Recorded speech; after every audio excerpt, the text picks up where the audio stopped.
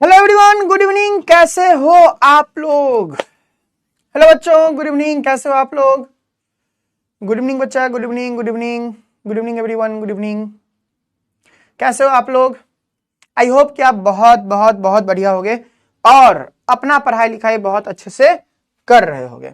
तो इस उम्मीद के साथ हम लोग आगे बढ़ेंगे आज।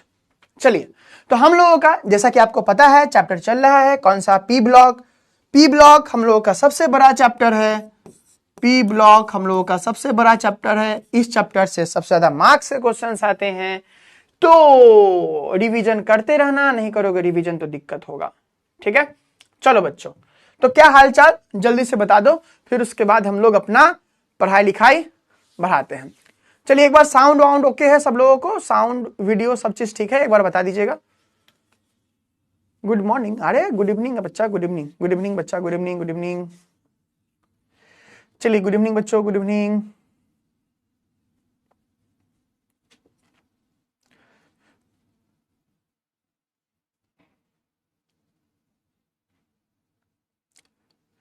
चलिए, साउंड वाउंड ओके है ना सब लोग? बढ़िया बढ़िया बढ़िया। चलिए, आप लोग का कुछ क्वेश्चंस का यूट्यूब पे सेशन था। उस सेशन को अगर नहीं किए होगे तो सेशन को कर लेना, है ना? सेशन को कर लेना बहुत जरूरी है ना? तो आपका क्वेश्चन प्रैक्टिस एक टाइप से स्टार्ट हो गया है ना? अरे सहर्ष मत करो ये सब, है ना? देखो ध्यान दो, तुमको सिलेबस अपडेट हो गया है ना? ऐसा बहुत सारी बातें आएंगी, बट ये सब पे विश्वास नहीं करना है। ठीक है, अगर हम लोग कोई वीडियो बनाए तभी तुमको मानना है कि हाँ जी सर ये चीजें हुई हैं, बट अगर नहीं बनाए कोई वीडियो तो सिलेबस बदल गया है, इसका ये चीज हो गया है, वो चीज हो गया है, तो इस सब पे विश्वास नहीं करना। चलो चलो, थोड़ा सा तबीयत अच्छी नहीं है, बट फिर भी हम लोग कोशिश करेंगे अपने क्लास को अच्छे से करने का। क्लियर? हाँ जी, साउंड इमेज क्लियर है? एक बार क्लियर है ना भाई? कुछ कांड वांड नहीं ना? चलो ठीक है, बढ़िया। चलिए, और कितना लेक्चर बाकी है? देखो ध्यान देना। देखो, थोड़ा सा चैप्टर लंबा जाएगा। हमको नहीं लगता इस वीक में कंप्लीट हो पाएगा। नेक्स्ट वीक का टाइम हम लेना चाह रहे हैं, और कुल मिलाकर के हम लोग का सिलेबस 3 लेक्चर या 4 लेक्चर डिले हो जाएगा। ठीक है, लेकिन हम इस चीज को मैनेज कर लेंगे कहां पे? डी एंड एफ ब्लॉक में या आने वाले चैप्टर्स में। ठीक है, तो चैप्टर लंबा जाएगा, बट कोई भी चीज आपको छोड़ा नहीं जाएगा, सारी चीजों के बारे में आपको बताया जाएगा। चलिए, तो उम्मीद है, देखो सबसे पहली बात उम्मीद है कि आप लोग रिवीजन कर लोगे। अगर रिवीजन नहीं करोगे तो फिर दिक्कत वाली बात है। प्लीज रिवीजन कर लेना, प्लीज रिवीजन कर लेना। चलो, पढ़ाई लिखाई स्टार्ट करें बच्चों। आ गए आप लोग? स्टार्ट करें पढ़ाई लिखाई। आवाज भारी है? हाँ जी भारी है ना? चलिए, पढ़ाई लिखाई स्टार्ट किया जाए पढ़ाई लिखाई बच्चों, जल्दी बता दीजिए, फिर स्टार्ट करते हैं। तो अटेम्प्ट कीजिएगा, है ना? अटेम्प्ट कीजिएगा क्वेश्चंस ईमानदारी से। और ध्यान देना, एक और बहुत इंपॉर्टेंट बात है बच्चों, ये बहुत इंपॉर्टेंट बात है। जितने भी सेशंस हो यूट्यूब पे, सेशंस हो OIT पर, है ना? सेशंस का जो भी क्वेश्चन अटेम्प्ट करना, प्लीज इस चीज का रियलिटी चेक करना कि तुम एक ही क्वेश्चन बार बार बना के, है ना, बार बार बना के खुश तो नहीं हो रहे हो? बार बार बना के खुश नहीं हो रहे हो ना? खुश नहीं होना है। ठीक है, बिहार बोर्ड अपने कोई भी एग्जाम का सबसे इंपॉर्टेंट क्वेश्चंस कौन होते हैं बच्चों? उसके PYQ। बिहार बोर्ड में आप क्वेश्चंस देखोगे, है ना, तो PYQ सबसे इंपॉर्टेंट है। इस PYQ में कुछ क्वेश्चंस मिलेंगे जो कि सिलेबस में अब नहीं है। क्यों? क्योंकि वो पहले के क्वेश्चंस मिलेंगे, 2018 के पहले क्वेश्चंस मिलेंगे जो कि PYQ में आपके रहेंगे, बट ऑब्वियसली हम लोग के सिलेबस में नहीं है। ठीक है, तो प्लीज कभी ये चीज करना, एक ही क्वेश्चन बार बार बना के खुश नहीं होना। कॉन्सेप्ट क्लियर होना चाहिए। कॉन्सेप्ट क्लियर होना चाहिए। तो जितने भी सेशंस हो यूट्यूब पे उसका आप एनालिसिस रखोगे, पक्की बात बच्चा, प्लीज रखना, एनालिसिस रखना। जब हम लोग पढ़ते थे ना, जब हम लोग पढ़ाई करते थे तो जितने भी टेस्ट होते थे, जैसे मान लो मेरा बुक का चैप्टर था लाइक ऑर्गेनिक का MS चौहान आता है, एक बुक करके एक बुक आता है, तो उसका मान लो चैप्टर 1 है, तो मेरे पास वो रखा रहता था सीट में, 1 से लेकर उसमें 150-200 क्वेश्चन होते हैं, यहां से लेकर के 150 क्वेश्चन तक नंबरिंग रहता था।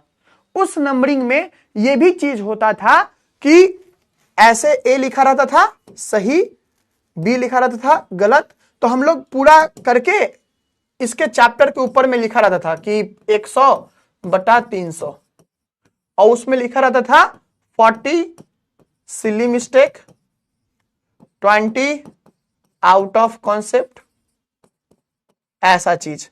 और क्वेश्चन पे मार्क रहता था, मानो 10वां क्वेश्चन है, ये आउट ऑफ कॉन्सेप्ट क्वेश्चन है, आउट ऑफ कॉन्सेप्ट क्वेश्चन है, तो ये मार्क रहेगा तुम्हारा। सर ये करके फायदा क्या है? सर ये करके फायदा क्या है?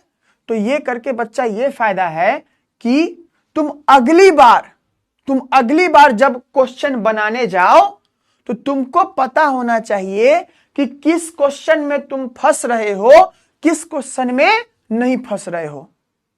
तुम पिछली बार किस क्वेश्चन में फंसे थे, किस क्वेश्चन में नहीं फंसे थे, यह बात तुम्हारा क्लियर होना चाहिए, है ना। तुम अभी सब नया नया चैप्टर पढ़ रहे होगे, पुराना चैप्टर बिल्कुल भूल गए होगे, है ना। सब भूलता है। जब हम लोग पढ़ाई करते हैं, चैप्टर 1 पढ़ते थे तो लगता था चैप्टर 1 बाप रे कितना सब आता है।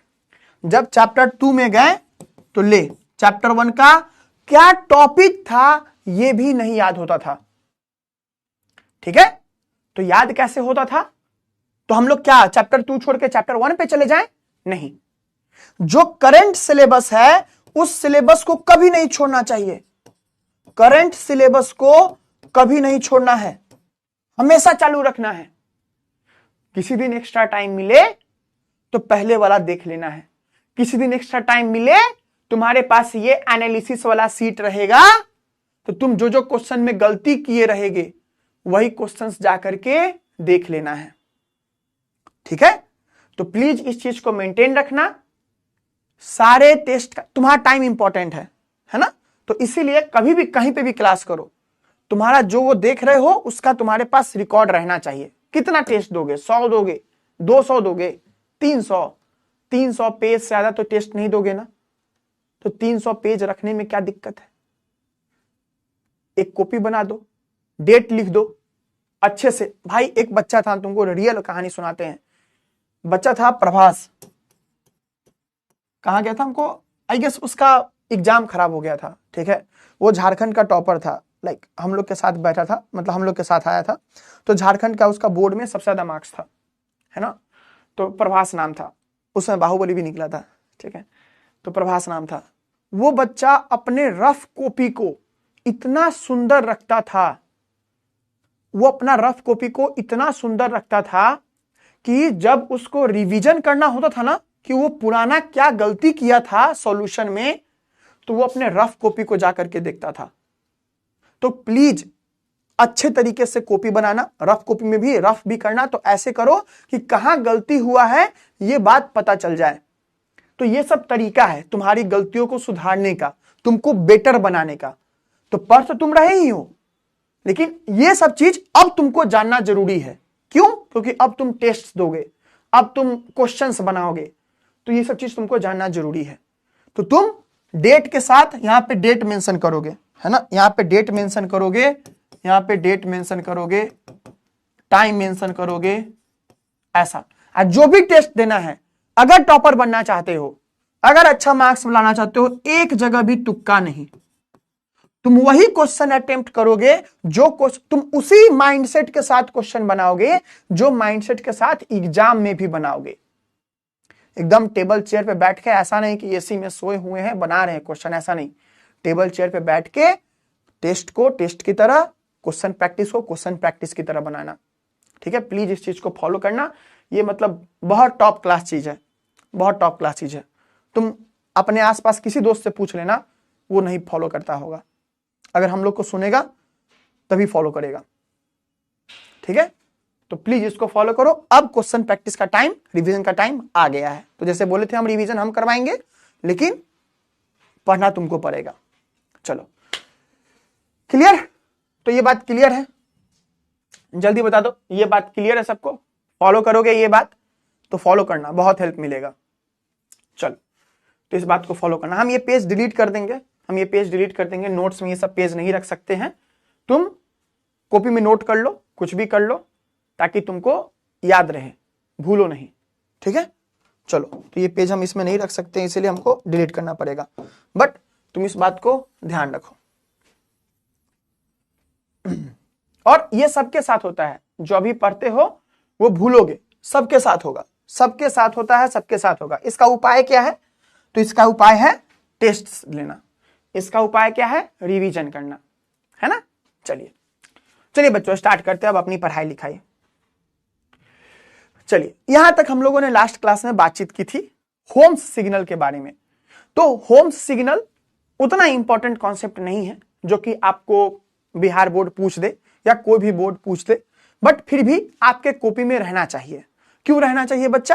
क्योंकि ये नाम दे दिया, ये नाम दे दिया होम्स सिग्नल, होम्स सिग्नल। ठीक है, तो देखो पूरे चैप्टर में बहुत सारे कॉन्सेप्ट्स हैं, लगभग मतलब 50 के आसपास मान लो कॉन्सेप्ट्स हैं। इन 50 में से इंपॉर्टेंट कॉन्सेप्ट्स कितने हैं? 15। ठीक है, तो तुमको सारे कॉन्सेप्ट्स बताए जाएंगे जिसे तुम चीजों को कर पाओ, लेकिन ये सब जो चीज है, ये सब चीज तुमको याद करना पड़ेगा। इसमें हम कुछ नहीं समझा सकते, जो सिंपल सच बात है, सच बात है ना। जहां पे तुमको समझाने वाला होगा, ट्रिक अवेलेबल होगा, बताए हैं, आगे भी बताएंगे, बट इसमें मेरे पास कोई तरीका नहीं है जिससे कि तुम्हारे काम को आसान कर दे। तो सिंपल बात है, होम सिग्नल में ये दोनों कंपाउंड होता है बच्चा, ये दोनों कंपाउंड होता है, जिस कंपाउंड के मिक्सिंग से ये पियर्स्ड कहने का मतलब होता है फाड़ना, जैसे होता है ना, तुम ऐसे करके तोड़ दिए, फाड़ दिए, वो वर्ड। तो कोई वर्ड का मीनिंग ना समझ में आए, गूगल पे सर्च कर लेना। तो पियर्स्ड, और उसको हम लोग कहीं फेंक देते हैं सी में, फिर उसके बाद रिएक्ट करता है, गैस निकलता है, उसी गैस से लोग देख पाते हैं। तो यही होम सिग्नल है। टॉपिक का इंपॉर्टेंस हमको नहीं लगता है बिहार बोर्ड में होगा, 1 स्टार हम इसको देंगे, लेकिन अगर बिहार बोर्ड अपना लेवल चेंज किया तो यहां से क्वेश्चन पूछ सकता है। अगर लेवल चेंज नहीं किया तो यहां से क्वेश्चन नहीं पूछेगा। तो आपको कब पढ़ना है ये? जब आप लास्ट टाइम में पढ़ो। सबसे पहले क्या पढ़ना है? जो सबसे 5 स्टार टॉपिक्स है, इस टॉपिक को तो छोड़ना नहीं है, लेकिन हाँ इस टॉपिक को छोड़ देना है क्या? नहीं, एक बार देख करके जाना है। तो कम से कम तुम ये नाम गलत लिख दिया, ये गलत लिख दिया, कम से कम ये सब बात तो तुम लिख के आएगा ना, है कि नहीं? तो इसलिए तो छोड़ना नहीं है, पढ़ के जाना है ताकि तुमको चीजें पता हो। चलो बढ़िया बात। अब आओ हैलाइड्स ऑफ फास्फोरस, हम लोग किसके बारे में बात कर रहे हैं? Halides of phosphorus. ठीक है, तो देखो बहुत मिनिमम लिखा हुआ। इनऑर्गेनिक क्या है ना, इनऑर्गेनिक केमिस्ट्री में क्या है कि थ्योरी है, थोड़ा सा। अब उसको यहां लिखेंगे, आपका टाइम वेस्ट होगा। ठीक है, तो थोड़ा सा पहले से लिख के लाना पड़ता है। अब हम ही बैठ के लिखते हैं, डीटीपी से नहीं लिखवाते हैं। ठीक है, तो मेरा मेहनत लगता है अलग से। चलिए, फास्फोरस ट्राइक्लोराइड है ना, क्या नाम है कंपाउंड का? Phosphorus trichloride. ट्राइक्लोराइड नाम क्या है बच्चा? पढ़ो तो, फास्फोरस ट्राइक्लोराइड, है ना। क्या नाम है? Phosphorus trichloride. अब फास्फोरस ट्राइक्लोराइड है, इसका मतलब एक फास्फोरस होना चाहिए, और ट्राई मतलब तो 3 होता है, और क्लोराइड मतलब Cl होता है। अब फास्फोरस मतलब क्या होता है? फास्फोरस होता है, P होता है, तो PCl3 है ना। क्या होता है बच्चों? PCl3। फास्फोरस ट्राइक्लोराइड का मतलब PCl3। ठीक है, तो सबसे पहले ये सब जो कंपाउंड है, ये सब का रिएक्शन उतना इंपॉर्टेंट नहीं है। ये सब जो कंपाउंड है इसका रिएक्शन उतना इंपॉर्टेंट नहीं है। ये सब टॉपिक 2 स्टार है। ठीक है, कि वो चाहे तो इसको नहीं पूछ सकता, ऑब्जेक्टिव में पूछ सकता है। तो इसका मतलब ये नहीं कि आप सारा रिएक्शन याद करोगे। बट यहां पे है फास्फोरस और यहां पे है क्लोरीन, तो आप तो दिमाग लगा सकते हो ना। क्या दिमाग, कैसे सोचोगे?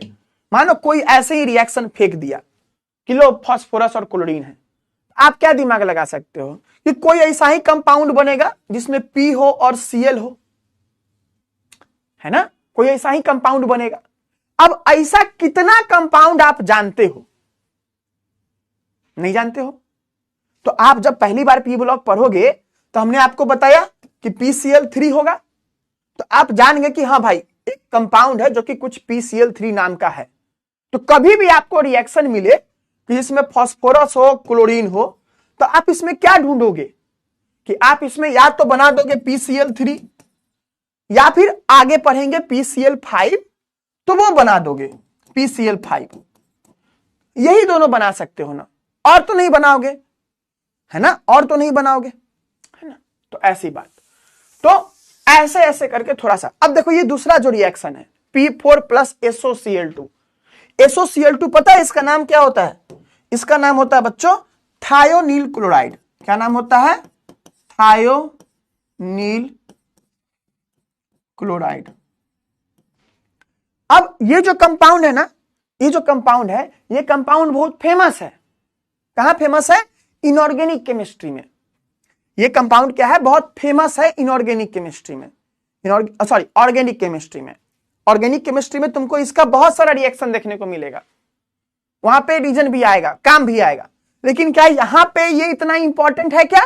नहीं, है ना? तो पूरे पी ब्लॉक में जो भी इंपॉर्टेंट वाली बातें थी, ट्रेंड्स, ये सब हम लोग पीछे पढ़ चुके हैं। अब जो भी ये सब टॉपिक आएगा ना, तो एक एक पॉइंट इंपॉर्टेंट रहेगा। लेकिन हाँ, हम लोग को सारा चीज कॉपी में लिखना होगा, है ना? कि कम से कम, अब देखो हम कॉपी में नहीं लिखाएंगे तो आपके दिमाग में बिल्कुल नहीं रहने वाला, लेकिन कॉपी में रहेगा तो एक बार रिवाइज करते वक्त ही नजर पड़ गया। समझ रहे हो बात? तो इसीलिए तो ये सब लिखना जरूरी है। तो थायोनील क्लोराइड है, ये क्या करता है? ये भी PCl3 ही बनाता है। ये क्या करता है? PCl3 ही बनाता है, SO3 बनाता है इसके साथ, और फिर क्या बनाता है? H2Cl2 ये क्या करता है? बनाता है आपको। ठीक है, तो यहां पे ऐसा होता है। अरे भाई साहब,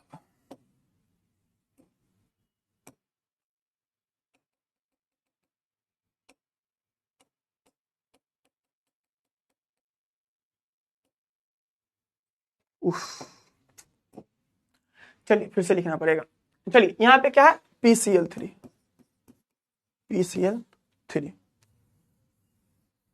पता नहीं क्या बात। चल आइए, तो यहां क्या था? यहां पे PCl3 बना था और यहां पे 6 Cl2 है, यानी कि 12 Cl है। तो ये 4 P है, तो बैलेंस करना है तो 4 लगा दीजिए। ठीक है, बैलेंसिंग खुद से कर सकते हैं।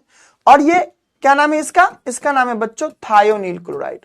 थायोनील क्लोराइड। ठीक है, तो क्या बनाता है? ये बनाता है बच्चों आपको PCl3। तो ये प्रिपरेशन का तरीका है। क्या है बच्चों? प्रिपरेशन का तरीका है। तो PCl3 plus SO2 plus H2Cl2। ठीक है, ऐसा बनाता है। अब नीचे जो कंपाउंड है, ये रिएक्शन इंपॉर्टेंट है। ये रिएक्शन 3 स्टार, ये रिएक्शन इंपॉर्टेंट। अब जो भी इंपॉर्टेंट रिएक्शंस है ना भाई, उसका ट्रिक है। जो भी इंपॉर्टेंट रिएक्शंस है उसका ट्रिक है। ठीक है, तो ये बहुत अच्छी बात है। आइए देखिए क्या है? PCl3 किससे किससे मिलके बना है? जल्दी बताइए। तो P और Cl से, है ना? PCl3 किससे मिलके बना है बच्चों? देखिए यहां पे P Cl Cl Cl इससे मिलके बना है ना? और इसको किसके साथ रिएक्ट करा रहा है? H2O के साथ। किसके साथ? H2O के साथ। तो इसको अलग अलग कर दें, P कर देते हैं, Cl कर, H2O में क्या है बच्चों? H और OH। तो कितना Cl था? 3 Cl था ना? कितना Cl था? 3 Cl ना? तो ये प्लस है, ये निगेटिव, ये प्लस है, ये निगेटिव। कौन किसके साथ जाएगा? प्लस को निगेटिव के साथ भेज दो, है ना? प्लस को निगेटिव के साथ भेज दो, तो कितना अब हो जाएगा? ये PCl3 था, तो अब क्या हो जाएगा POH OH OH। कितना OH लगा? 3 OH लगा। कितना Cl निकला था? यहां से 3 Cl निकला था, है ना? तो कितना H प्लस लगेगा? तो 3 Cl है तो 1 HCl, तो 3 HCl, है ना? आई बात समझ में? तो इसी चीज को P कितना है? 3 OH है ना? कितना है? 3 OH। इसी चीज को लिखिए, तो H3PO3 प्लस 3 HCl। यहां पे देखिए 3 H और 3 O, यानी किसको रिप्रेजेंट कर रहा है? 3 OH को। ठीक है, तो अभी आप पहली बार पढ़े किसके? एक कंपाउंड के बारे में जिसका नाम है H3PO3। तो ये कंपाउंड बहुत ही इंपॉर्टेंट कंपाउंड है। ये कंपाउंड बहुत ही इंपॉर्टेंट कंपाउंड है। इस पे हम लोग डिटेल में 10-15 मिनट बात करेंगे कि इसका बेसिसिटी क्या होता है, कितना H प्लस रूज करेगा, है ना? तो हम लोग बात करेंगे डिटेल में। क्लियर? तो कैसे याद रखना है, ये बात क्लियर हो गया। तो ये इंपॉर्टेंट है, ये दोनों उतना इंपॉर्टेंट नहीं है। क्लियर है? आपको एनसीईआरटी बुक देखोगे तो और भी रिएक्शंस मिलेंगे, है ना, कि CH3COOH के साथ रिएक्शन। लेकिन ये सब रिएक्शन हम लोग ऑर्गेनिक केमिस्ट्री में पढ़ेंगे। ये सब रिएक्शन ऑर्गेनिक केमिस्ट्री में पढ़ेंगे तो वहां पे हो जाएगा, चिंता नहीं करना है। चलिए, अब क्या इंपॉर्टेंट है? अब इंपॉर्टेंट, अच्छा पेंटाक्लोराइड आ गया। चलो, अब इसके बाद क्या इंपॉर्टेंट है? इसका शेप। क्या इंपॉर्टेंट है? इसका शेप। इसका कौन सा? तो PCl3 का शेप कैसा होता है? देखो, इस चीज को हम नहीं मिटा रहे हैं, रफ करके लिख दे रहे हैं कि अगर किसी को याद करना हो कि कैसे हुआ था तो यहां से लिख सकता है। ठीक है, चलो, अब PCl3 का जो शेप होता है, ठीक है, कैसा होता है? पिरामिडल शेप होता है। कैसा शेप होता है बच्चों? पिरामिडल। और हाइब्रिडाइजेशन क्या होता है? हाइब्रिडाइजेशन क्या होता है? sp3। ये चीज तुमको अभी याद रखना है। हाइब्रिडाइजेशन निकालना हम सिखाएंगे, लेकिन ये शेप तुमको याद रखना है। ये शेप कैसा रखना है बच्चों? याद रखना है। ठीक है, अच्छा एक बात बताओ, पिरामिड देखे हो? कभी पिरामिड देखे हो? पिरामिड फिल्म में तो देखबे किए होगे, झूठ ना बोलो। रुक जा, कलम लेके आते हैं।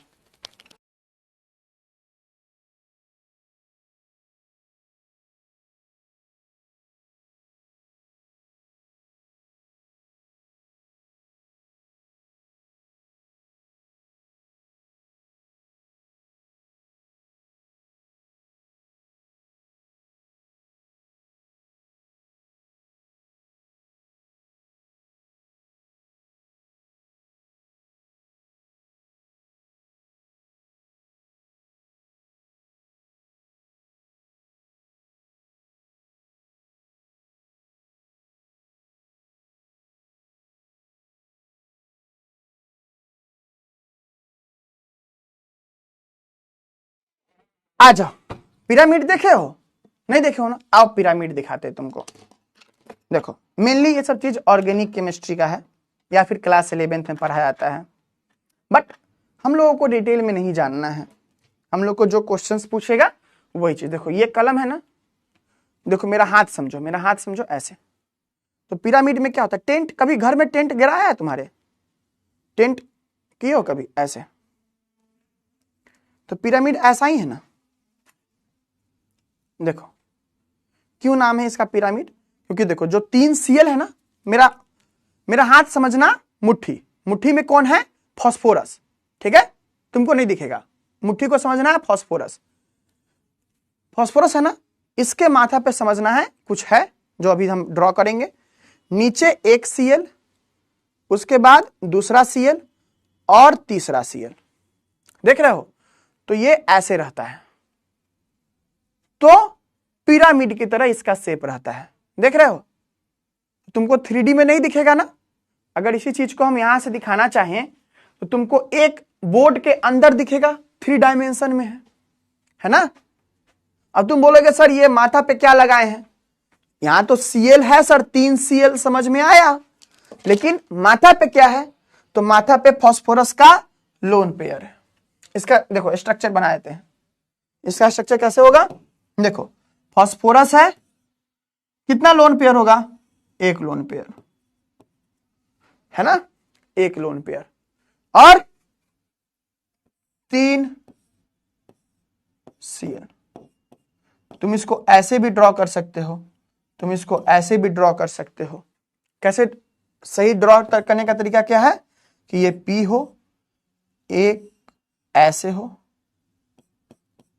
अब तुम परेशान हो जाओगे सर ये क्या है ना, कि सर ये क्या ड्रॉ किए है ना, परेशान होने में तो सबसे आगे हो, है ना।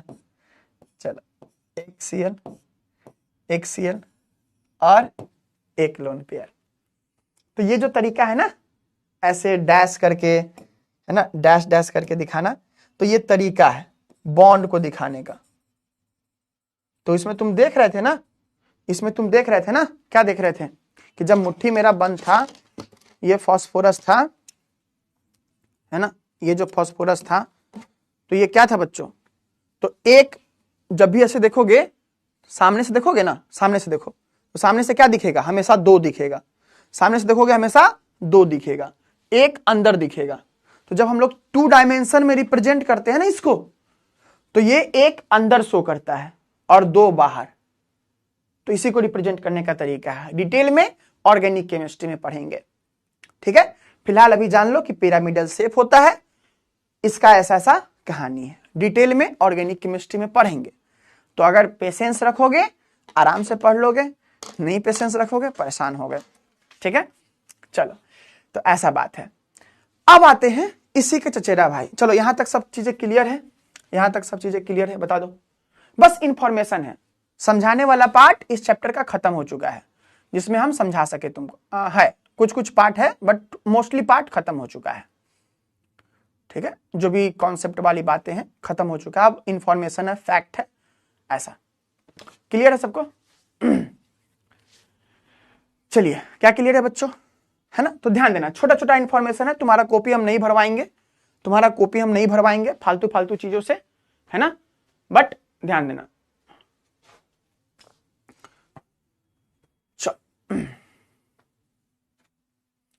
सर पी के साथ 3 OH कैसे आया, ये वाला समझना है। चलिए ठीक है, आइए समझते हैं। देखिए यहां पे ये जो फास्फोरस है, फास्फोरस के साथ क्या है, फास्फोरस के साथ कितना Cl है, 3 Cl है ना, है ना। तो ये Cl हटेगा ना, Cl हटेगा, इसके साथ रिएक्ट कर रहा है, तो क्या होगा, बोलो बोलो, इसके साथ रिएक्ट कर रहा है, तो एक P positive Cl negative OH नाइमस H plus. तो तुमको क्या सोचना है, पॉजिटिव निगेटिव के साथ जाएगा, निगेटिव पॉजिटिव के साथ, है ना। तो ये पॉजिटिव इसके साथ था ही, तो दूसरे के साथ जाएगा, तो ये जाएगा OH के साथ। अब OH के साथ गया तो क्या होना चाहिए, PCl3 है ना, तो कैसे लिखा रहता है, POH3, ऐसे लिखना चाहिए, POH3, यही होना चाहिए ना। तो इसको कैसे लिखा जाता है, इसको कैसे लिखा जाता है, ऐसे करके। ये भी 3 OH ही है, तुमको इसीलिए तो हम लिखे थे, देखो POH3, इसको कैसे लिखा जाता है, H3PO3 के फॉर्म में लिखा गया है। क्लियर हुआ, क्लियर हुआ, बताओ एक बार और, क्लियर हुआ। देखो ये छोटी छोटी बात है, तो ये क्लियर अगर नहीं भी होता तो ऐसी बात नहीं है कि तुमको ये चीज समझ में नहीं आया है ना। तो ये छोटी छोटी बात के लिए माइंड नहीं करते हैं, इसको ध्यान में रखना। कभी डिटेल में लेक्चर के एंड में, जैसे ये लेक्चर में एंड हुआ ना, तो तुमको जो भी चीज हो उसको डिटेल में तुम लिख देना। क्लियर है, चलो बढ़िया। तो इसको कैसे लिखा जाता है, इसको ऐसे लिखा गया है, ठीक है।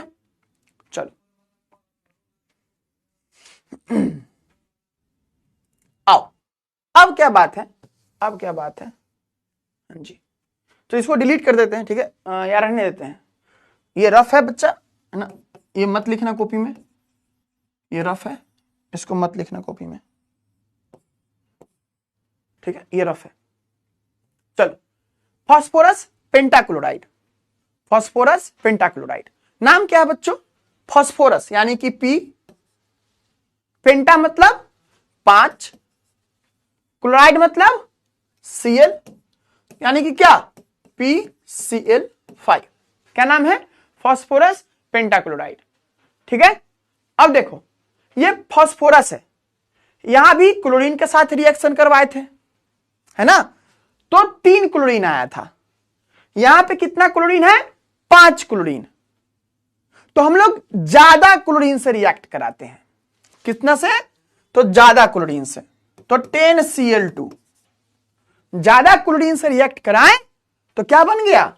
हम लोग को बन गया PCl5, है ना? क्या बन गया? PCl5। अब यहां पे सेम वही बात है। अब देखो दूसरा वाला रिएक्शन हम नहीं लिखे हैं क्योंकि बच्चा इंपॉर्टेंट नहीं है ना? उतना इंपॉर्टेंट ये चीज नहीं है। अब देखो PCl5 है और H2O, रिएक्ट करवाओ, आओ रिएक्ट करवाओ PCl5 को H2O से। तो क्या बनता है यहां पे? PCl5 को अगर तुम H2O से रिएक्ट कराते हो तो क्या बनता है?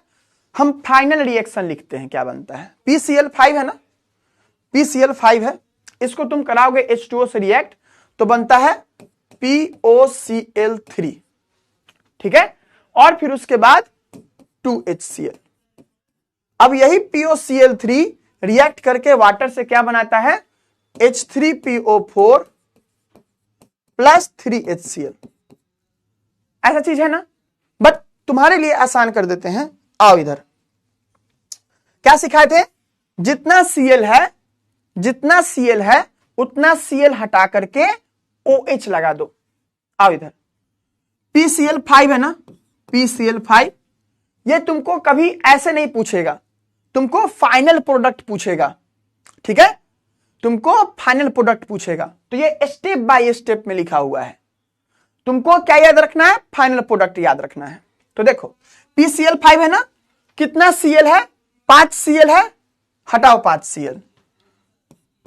हर Cl के जगह पे देखो ये स्ट्रक्चर है, तो हर Cl के जगह पे लगा दो OH, हर Cl के जगह पे लगा दो OH, POH। अभी जैसे बताया है ना वैसे ही, है ना? एक OH, दूसरा OH लगा दिए। क्या किए? लगा दिए ना। अब इस बात को याद रखो, अब इस बात को याद रखो, कहीं पे रूल करके लिखो, कहीं पे रूल करके लिखो।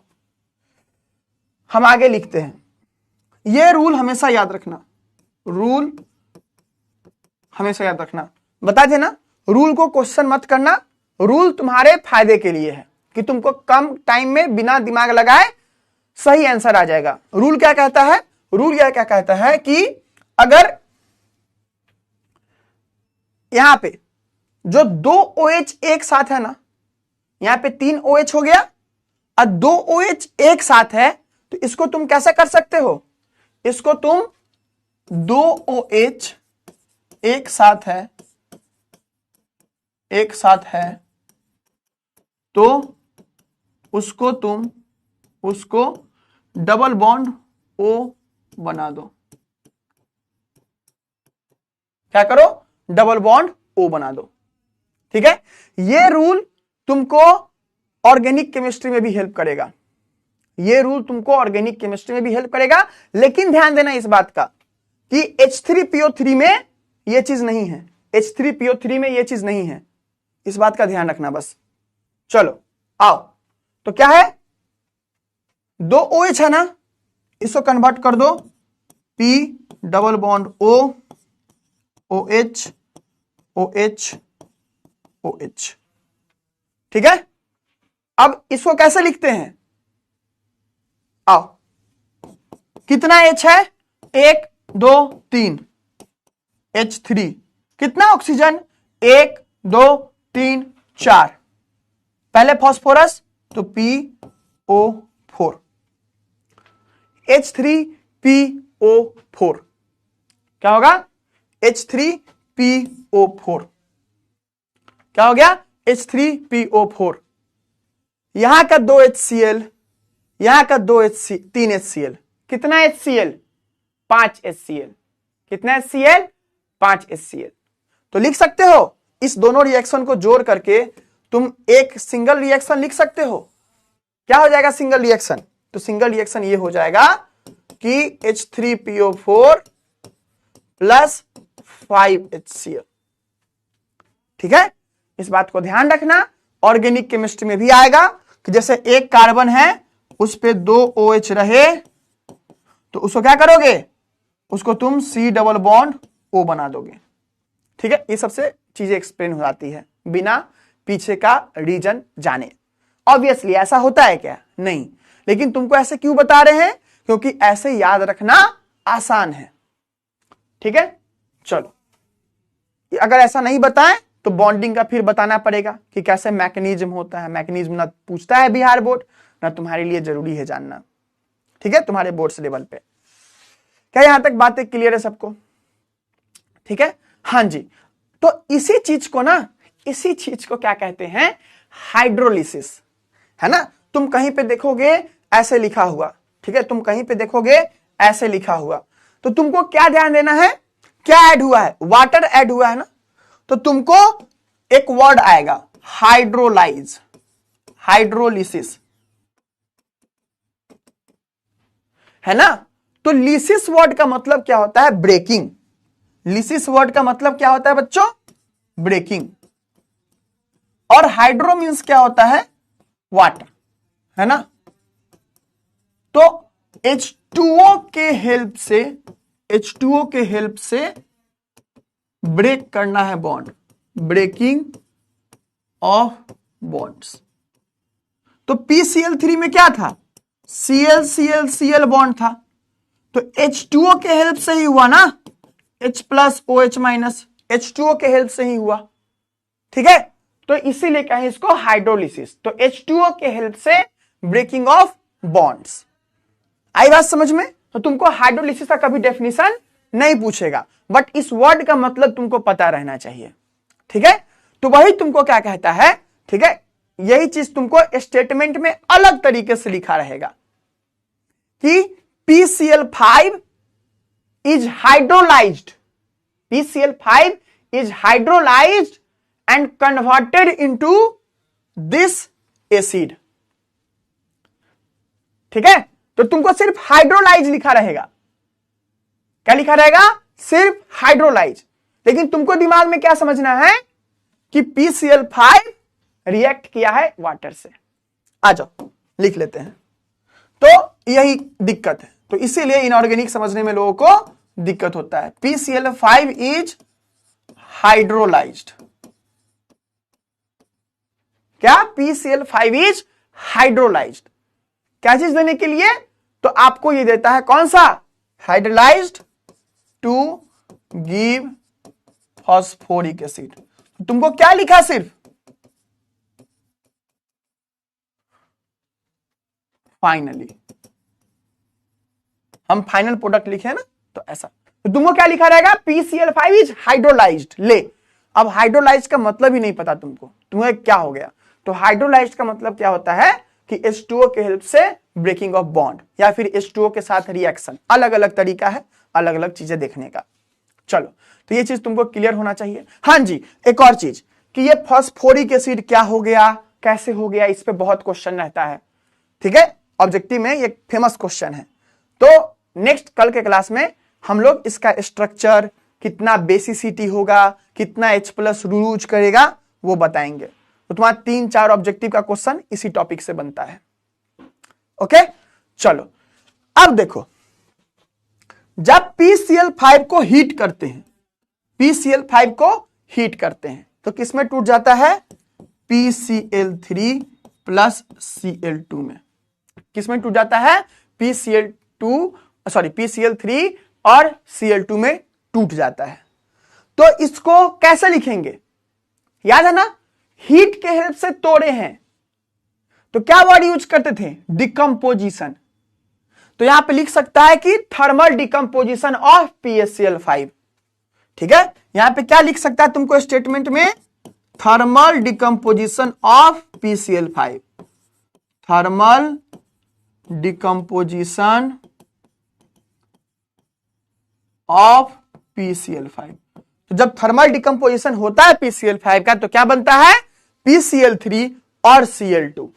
तो तुमको भले ये रिएक्शन हम सिखा देंगे, लेकिन तुमको लिखा रहेगा थर्मल डिकम्पोजिशन, तो तुम कंफ्यूज मत होना।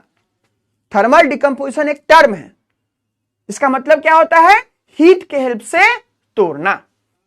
ठीक है, चलो अब स्ट्रक्चर ऑफ PCl5, ये इंपॉर्टेंट पॉइंट है। स्ट्रक्चर ऑफ PCl5 देख रहे हो, ऐसा इंपॉर्टेंट पॉइंट है। पता है ये कैसा है? आ जाओ, एक और कलम लाना पड़ेगा। उफ, रुक जा, लेके आते हैं।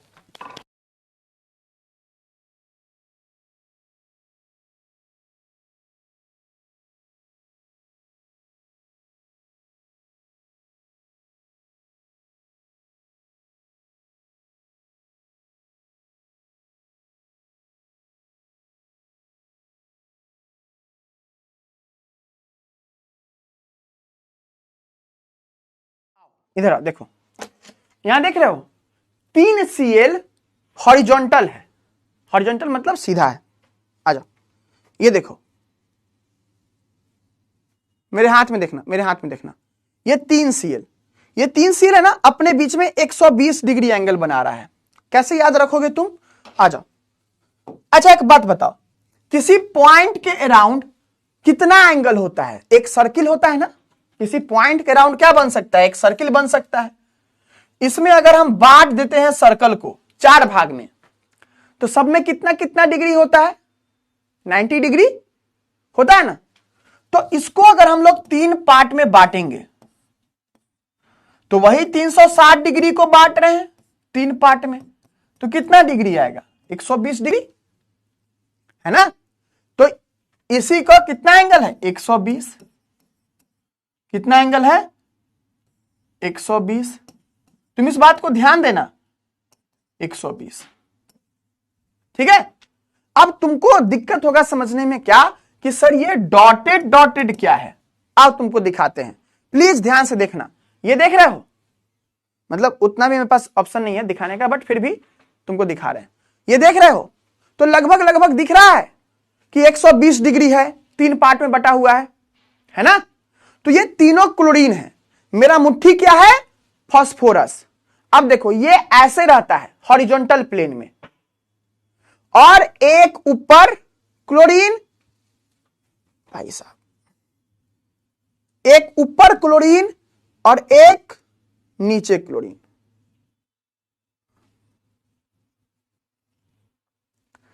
एक ऊपर क्लोरीन, एक नीचे क्लोरीन। देख रहे हो? देख लो, ध्यान से देख लो कैसे दिखाएं। देखो ऐसे, ध्यान से देख लो। हॉरिजॉन्टल में 3 है, 1 2 3, एक ऊपर क्लोरीन, एक नीचे क्लोरीन। ठीक है, दिख रहा है? तो बताओ, तुम ही बताओ, तुम बताओ, तुमसे पूछ रहे हैं। देखो ध्यान दो, आंख खोल के देखना। ये वाला क्लोरीन और इस वाले क्लोरीन के बीच में कितना एंगल है? जल्दी बताओ तो, कितना एंगल दिख रहा है? ये हॉरिजॉन्टल है, इसके ऊपर ये है। चैट बॉक्स ऑन कर रहे हैं, जल्दी बताना। चैट बॉक्स ऑन कर रहे हैं, जल्दी बताना। कितना एंगल है? बेसिक बेसिक सवाल है, कितना एंगल है? जल्दी बताओ। ये देखो, देख लो, आंख से देख लो पहले। हॉरिजॉन्टल और इसके बीच में कितना एंगल है? 90 डिग्री। ठीक है, कितना एंगल है? 90 डिग्री। यह हॉरिजॉन्टल वाला और इस नीचे वाले क्लोरीन के बीच में कितना एंगल है? 90 डिग्री। अब देखो, इस वाले हॉरिजॉन्टल और ये नीचे वाला, यानी जो भी हॉरिजॉन्टल क्लोरीन है और नीचे वाले क्लोरीन के बीच में या ऊपर वाले क्लोरीन के बीच में कितना डिग्री एंगल है? 90 डिग्री। तो तुमसे पूछें कि टोटल 90 डिग्री एंगल कितना है? कलमे हम यूज कर रहे हैं, छोड़ो, बताओ टोटल कितना 90 डिग्री है?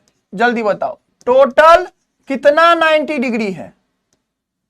जल्दी बताओ, टोटल कितना 90 डिग्री है? काउंट करो। तो 1 90 डिग्री, 2 90 डिग्री, 3 90 डिग्री, फिर नीचे भी 4 90 डिग्री, 5 90 डिग्री, 6 90 डिग्री। कितना?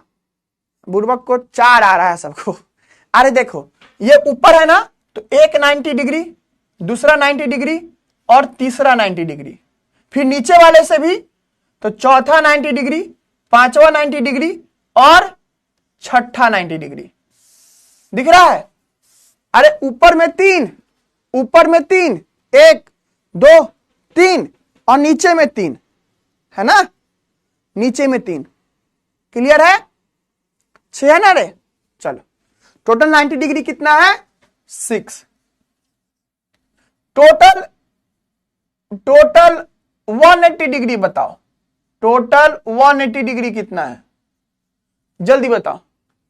180 डिग्री है क्या कहीं पे? थाला से एक कम, थाला मिलेंगे ना तुमको, थाला थूर देंगे तुमको।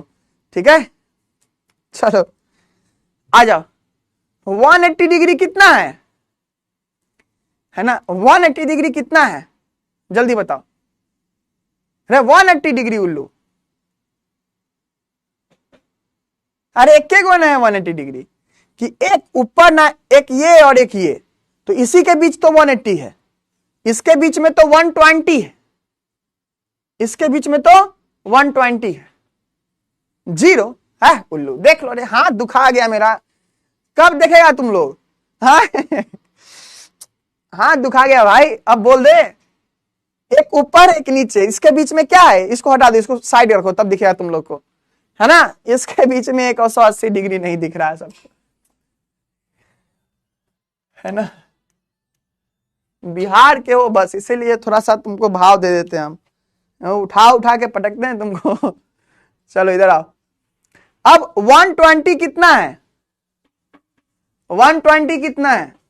जल्दी बताओ।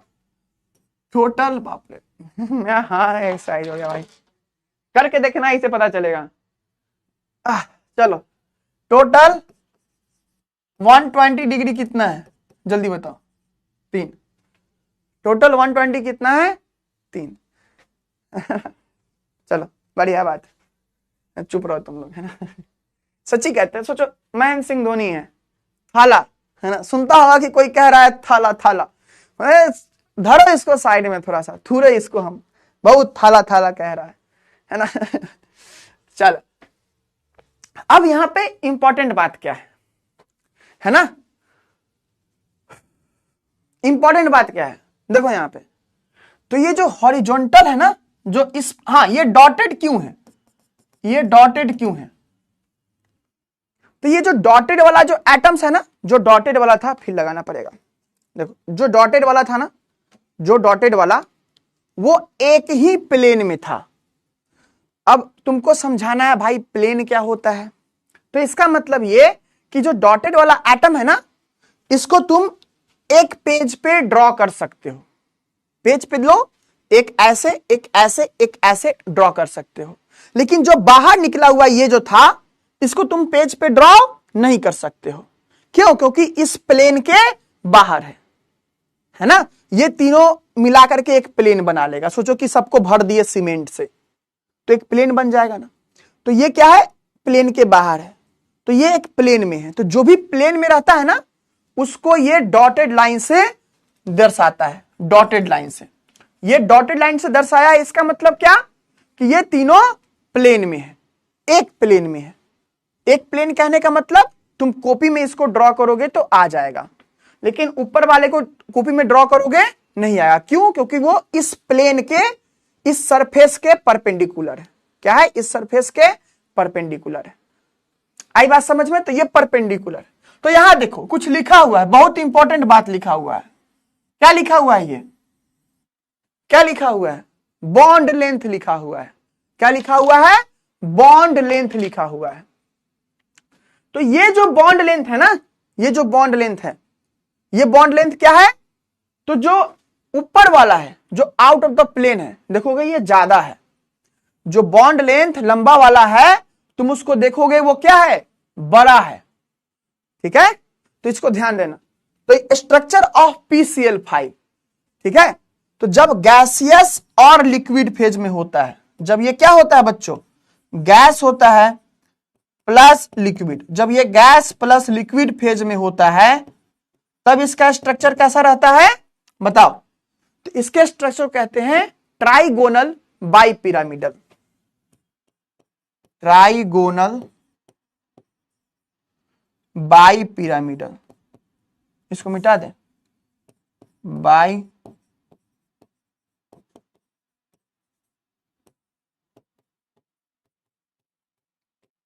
ठीक है, ट्राइगोनल बाई पिरामिडल, क्योंकि इसमें ऊपर भी पिरामिड बन सकता है और नीचे भी पिरामिड बन सकता है। आ जाओ ये भी चीज सिखाते हैं।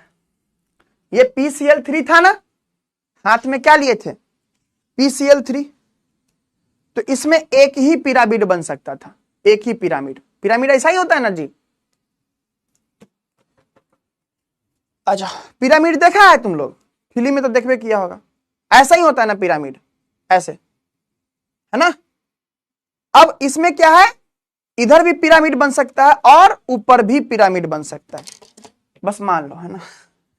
तो दो जगह पिरामिड बन सकता है। आओ दिखाई देते तुमको पिरामिड कहां बन रहा है। आओ देखो, नीचे जोड़ दो इसको, इसको, और एगो कौन है, इसको, ये पिरामिड। ऊपर वाले को भी जोड़ोगे तो पिरामिड, तो नीचे भी बन सकता है बच्चों, ऊपर भी पिरामिड बन सकता है। इसीलिए इसका नाम क्या है, बाई पिरामिडल। बाई मतलब दो, बाई मतलब दो, है ना, तो बाई पिरामिडल। और ट्राइगोनल, इस वाले शेप को कहते हैं ट्राइगोनल, ठीक है। तो थोड़ा सा ऐसे याद रख लो, ट्राइगोनल बाई पिरामिडल कब, जब गैसियस और लिक्विड फेज में होता है। जब सॉलिड फेज में होता है, क्या होता है, जब सॉलिड फेज में होता है तब PCl4 प्लस PCl6 माइनस के फॉर्म में रहता है। किसके फॉर्म में रहता है, PCl4 प्लस PCl6 माइनस के फॉर्म में, ठीक है। जिसमें कि ये वाला टेट्राहेड्रल होता है। ये जानना जरूरी नहीं है, मत लिखो, है ना, बस ये जान लो। ऑब्जेक्टिव में पूछ सकता है, पूछेगा तो ऑब्जेक्टिव में, नहीं तो नहीं पूछेगा, ठीक है। तो क्या है, PCl4 PCl6 के फॉर्म में ये रहता है, ठीक है। अच्छा, स्ट्रक्चर तो ये बात हो गया। अब स्ट्रक्चर में एक और बात है, स्ट्रक्चर में एक और बात है। आइए, स्ट्रक्चर ऑफ PCl5। तो तुमको इसको ना क्या कहते हैं, जो प्लेन में है ना, उसको कहते हैं इक्वेटोरियल बॉन्ड लेंथ। इक्वेटोरियल, इसका नाम क्या है, एक्सियल। इसका नाम क्या है, एक्सियल। उसका नाम क्या है, एक्सियल, और उसका नाम क्या है, इक्वेटोरियल। तो टोटल इक्वेटोरियल बॉन्ड लेंथ कितना है, जल्दी बताओ। तो तुमसे क्वेश्चन पूछेगा, वाई इन PCl5 द, कौन सा बॉन्ड लेंथ ज्यादा है, जल्दी बताओ।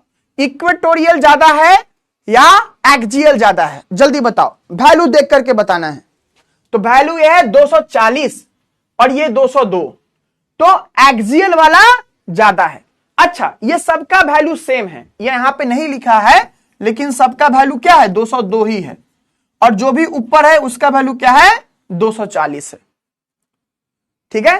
तो ये बात क्लियर रखना, ऐसा नहीं कि सर अपने से नाप लिए, सर स्केल लगा के हमको बुलावे नहीं किए, है ना, ऐसा नहीं करना है। तो 202 202 240 है, ठीक है।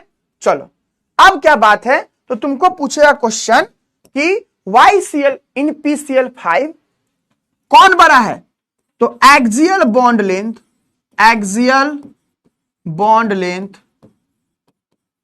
Is greater than axial bond length बड़ा है किससे, इक्वेटोरियल बॉन्ड लेंथ से, है ना। इक्वेटोरियल बॉन्ड लेंथ किससे बड़ा है, इक्वेटोरियल बॉन्ड लेंथ से काहे बड़ा है ना, काहे बड़ा है। तो टोटल एक्सियल बॉन्ड लेंथ कितना है बच्चों, 2 एक्सियल बॉन्ड लेंथ है, और इक्वेटोरियल कितना है, 3 इक्वेटोरियल बॉन्ड लेंथ है, टोटल 5 बॉन्ड है ना। तो तुमको क्या बोलना है कि इन PCl5 नया कॉन्सेप्ट है, ठीक है, नया कॉन्सेप्ट है। बेसिकली सब चीज तुम पढ़ते हो केमिकल बॉन्डिंग में, लेकिन यहां पे हम लोगों को पढ़ना है, तो केमिकल बॉन्डिंग तो पूरा नहीं पढ़ सकते, बट जो इंपॉर्टेंट कॉन्सेप्ट है उसको तो पढ़ सकते हैं, है ना। तो इन PCl5 it has 3 equivalent word का मतलब पता है ना, same, 3 equivalent equatorial bond length, equatorial bond length. आओ सब्जेक्टिव कैसे लिखना है सीखो। हम लोग के पास पॉइंट क्या है, तो पॉइंट है कि तीनों इक्वेटोरियल बॉन्ड लेंथ बराबर है और दोनों एक्सियल बॉन्ड लेंथ बराबर है। ये 2 पॉइंट दिया गया हमको, ठीक है। अब इसी पॉइंट को यूज करके सब्जेक्टिव में लिखना है। कैसे लिखेंगे देखो, तो इन PCl5 it has 3 equivalent equatorial bond length and 2 equal axial bond length, axial bond length. तो यहां तक ये इंफॉर्मेशन को यूज कर लिए। अब दूसरा इंफॉर्मेशन, दूसरा पॉइंट क्या है मेरे पास, तो दूसरा पॉइंट है कौन सा, कि एक्सियल का लेंथ ज्यादा है और इक्वेटोरियल का लेंथ कम है। आओ यहां पे, ठीक है, बॉन्ड लेंथ। बट अब क्वेश्चन वाला part, but the axial bond length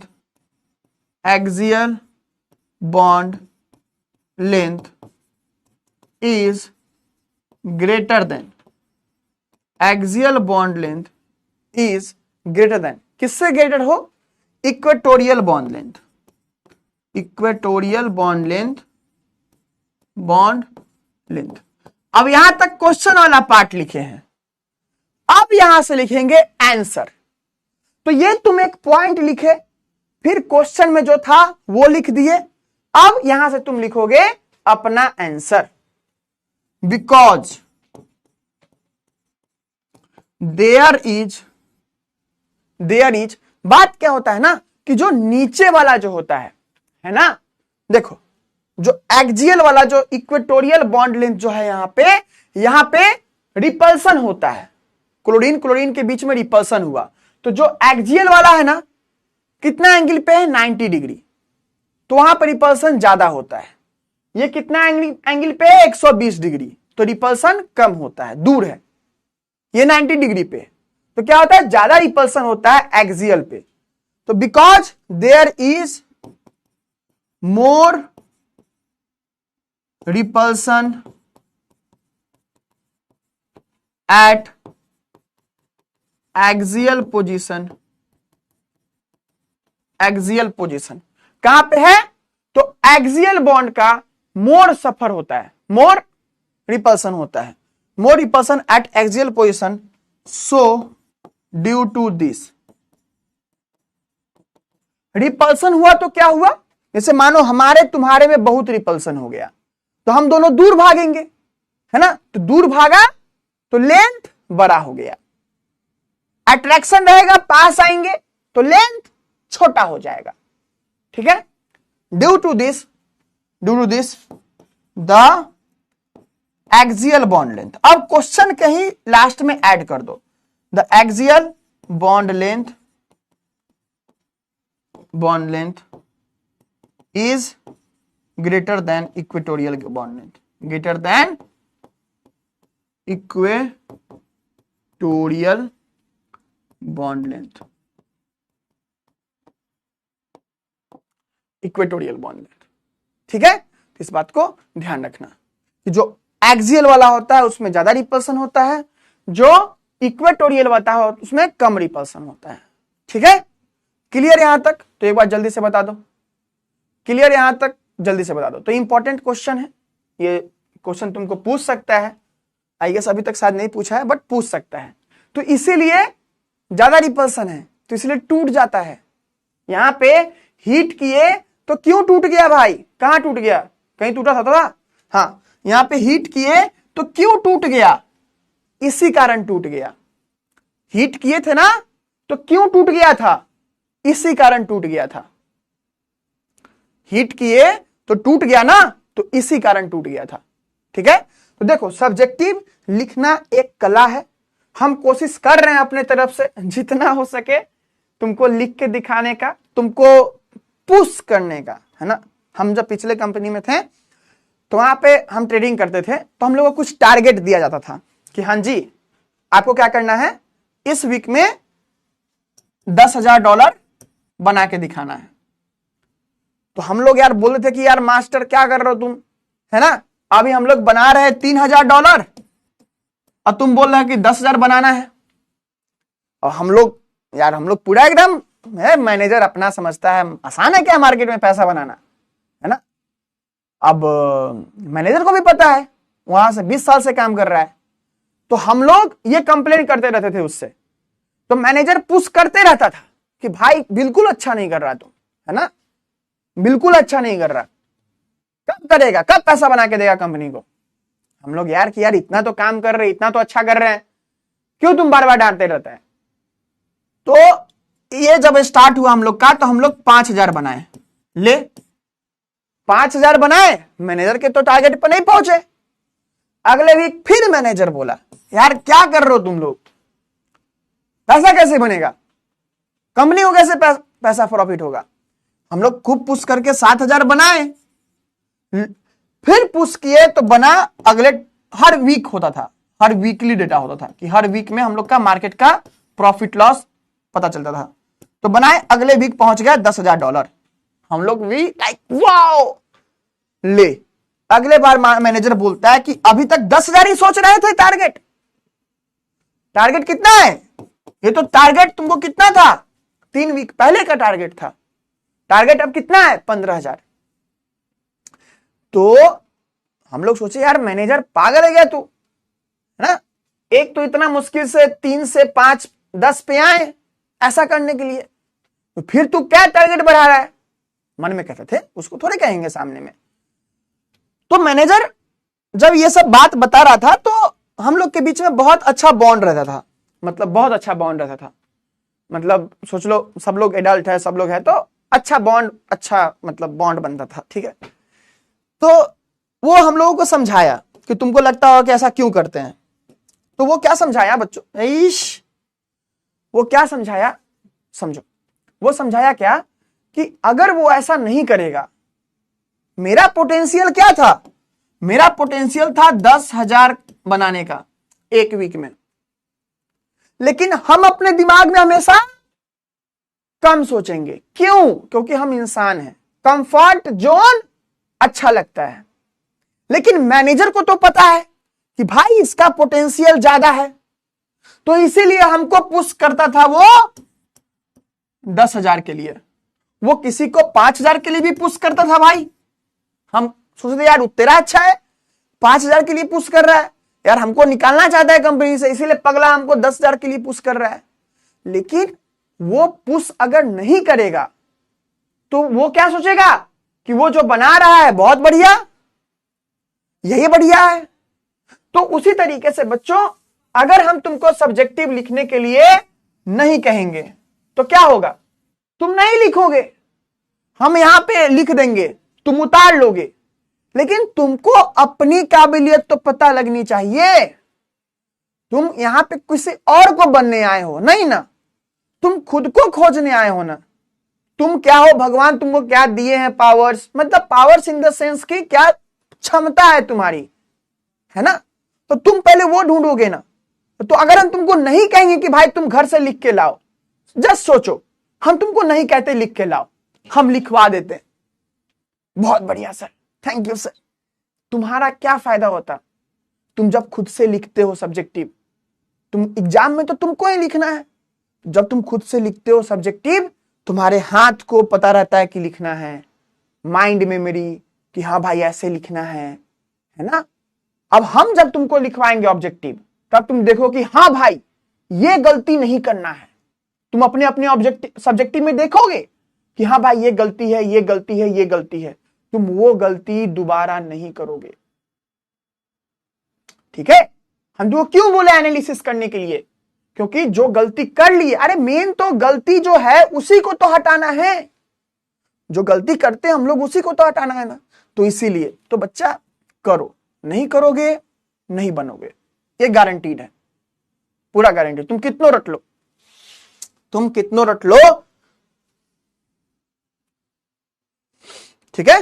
तो प्लीज सब्जेक्टिव ट्राई करो, प्लीज कोशिश करो कि पुश करने का अपने आप को, यही मौका है। अभी नहीं पुश करोगे तो कब करोगे, है ना।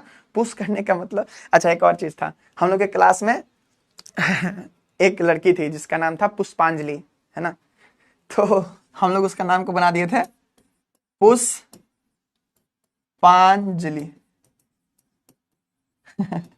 अपने पापा को पुश कर दी अंजलि छत से। ठीक है, तो तुम लोग ऐसा नहीं, मतलब मजाक के सेंस में कह रहे कि करो, अपने आप को पुश करो, है ना, तुम्हारी क्षमता बहुत ज्यादा है ना, क्षमता बहुत ज्यादा है। और हमेशा याद रखना, काम करने से कोई नहीं थकता है। हम अगर 5 क्लास ले लेना, भले मेरा आवाज दिक्कत हो जाए, बट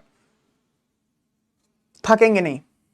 12 घंटे हम लोग क्लास लेते हैं ना, हम जब पहली बार ले रहे थे 12 घंटे क्लास, आई वाज लाइक यार हमसे तो नहीं हो पाएगा। हम बीच में कह दिए थे अभिषेक सर को, भाई देख हम 6 घंटा बाद बंद कर देंगे, कुछ भी टेक्निकल इशू ये सब कर देना, ठीक है, बंद कर देंगे। बट भाई सच बताते हैं, शुरू किए, पता नहीं लगा कि कब खत्म हुआ। जब 12 पे पहुंचे ना, रात को 11 बज गया था या 10 बज गया था, शायद 10 बज गया था, तो लगा कि यार अभी तो और 5-6 घंटा खींच सकते हैं इजिली। ठीक है, तो प्लीज करो, है ना, प्लीज करो। तुम लोग के पास क्या है तुमको भी नहीं पता। ठीक है, तो बिल्कुल भी अपने आप को कम ना समझो, है ना, बिल्कुल भी अपने आप को कम ना समझो। तुम लोग बहुत बहुत सब में इक्वल है, सब में अच्छी अच्छी चीजें हैं, तो प्लीज अपने आप को कम ना समझो। जितना हो सकता है कोशिश करो और अच्छा करने का प्रयास करो, क्योंकि तुम्हारे अलावा तुम्हारे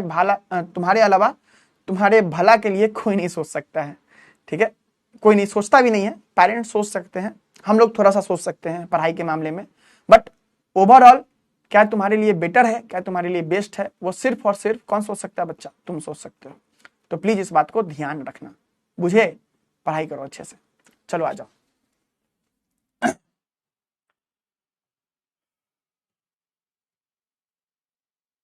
चलो आ जाओ। अब यहां पे हम लोग एक चीज के बारे में पढ़ लेते हैं। किसके बारे में? Haber's process. क्या है? Haber's process.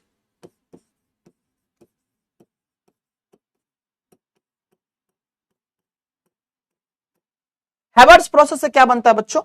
हैबर्स प्रोसेस से क्या बनता है? हैबर्स प्रोसेस से बनता है अमोनिया, है ना। हैबर्स प्रोसेस से क्या बनता है? अमोनिया बनता है। ठीक है, स्मॉल स्केल पे तो कल दिखा दिए थे कैसे बनता है। लार्ज स्केल वाला इंपॉर्टेंट है ना। तो on large scale, on large scale, large scale, on large scale ammonia is prepared, ammonia is prepared by Haber's process। Large scale में अमोनिया किससे बनता है? हैबर्स प्रोसेस से। अमोनिया कैसे बनाते हैं? तो ये रिएक्शन तो याद रहना ही चाहिए, है ना, बहुत इंपॉर्टेंट है ये सब जो है ना, ये 5 स्टार है बच्चों, ये 5 स्टार टॉपिक्स है।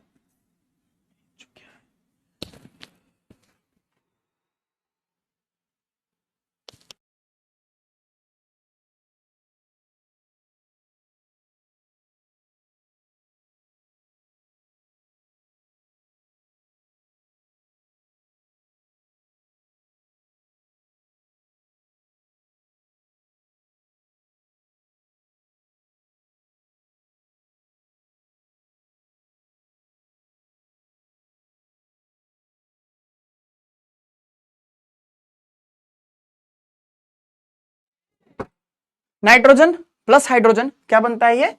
ये बनाता है आपको अमोनिया। क्या बनाता है बच्चों? अमोनिया। क्या बनाता है ये? अमोनिया बनाता है। अब ये जो अमोनिया बना रहा है, ठीक है, तो ध्यान देना, तुमको चैप्टर 2 में हम एक चीज लिखवाए थे। चैप्टर 2 का नोट्स खोलना है तुमको अभी, ठीक है, जाओ चैप्टर 2 नोट्स खोलो। यहां पे डेल एच क्या है? डेल एच है -46.1 किलो जूल पर मोल। चलो क्या है? जल्दी से जाओ नोट्स खोलो डेल एच के बारे में। कहां खोलना है? चैप्टर 2। चैप्टर 2 में लिक्विड सॉल्यूशंस में जाओ, डिसोल्यूशन टॉपिक हम पढ़ा रहे होंगे, डिसोल्यूशन टॉपिक पढ़ा रहे होंगे। वहां पे जाकर के देखो क्या लिखवाए हुए हैं, ली चैटरलियस प्रिंसिपल करके कुछ ना कुछ लिखवाए हैं हम। जाओ नोट्स खोलो, देख करके बताओ। वही मेन कॉन्सेप्ट है इस क्वेश्चन का। यहां पे जो एक्स्ट्रा कॉन्सेप्ट है, बाकी सब रटने वाला चीज है। जल्दी से बताओ, कॉपी खोलो, 1 मिनट का टाइम है, कॉपी खोलो, जल्दी से जाओ, चैप्टर 2 खोलना, डिसोल्यूशन टॉपिक जहां बताए हैं कि अगर एक्सोथर्मिक रिएक्शन है या फिर अगर डेल एच निगेटिव है और डेल एच पॉजिटिव है तो टेम्परेचर बढ़ाने से और टेम्परेचर घटाने से क्या फर्क,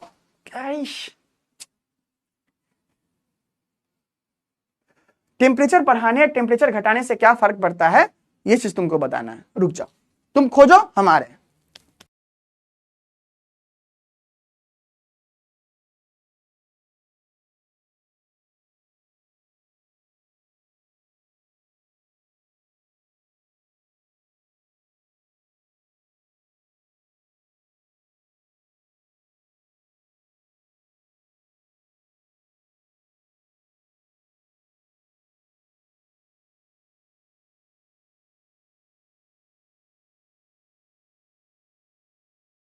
चलो जल्दी से बताओ, जल्दी से बताओ। देखो अभी भी घूम रहा है, अभी अचानक आता है, रिफ्लेक्स में हो जाता है यार। चलो जल्दी से बताओ क्या लिखवाए थे, चैट ऑन किए हैं, जल्दी से बताओ, खोजे हो कि नहीं, नहीं मिला, अरे ज्यादा है, 1 से ज्यादा है भाई, नहीं मिला, अरे नोट नहीं बनाए हैं, अरे बहुत बढ़िया है ना, नहीं है,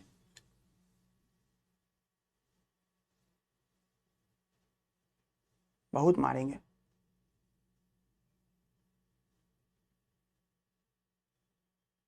हम बताए भी नहीं किए हैं,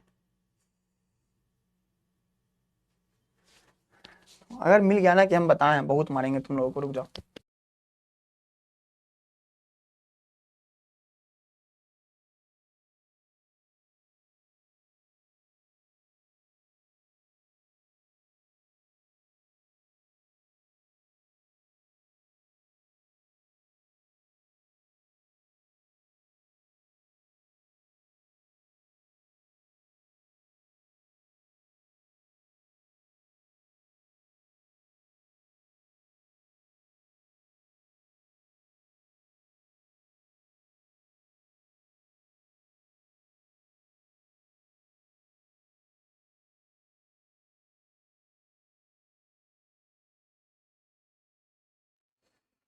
तुम लोगों को उठा के हम पटक देंगे, समझा, उठा के क्या करेंगे, पटक देंगे, उठा के क्या करेंगे, पटक देंगे।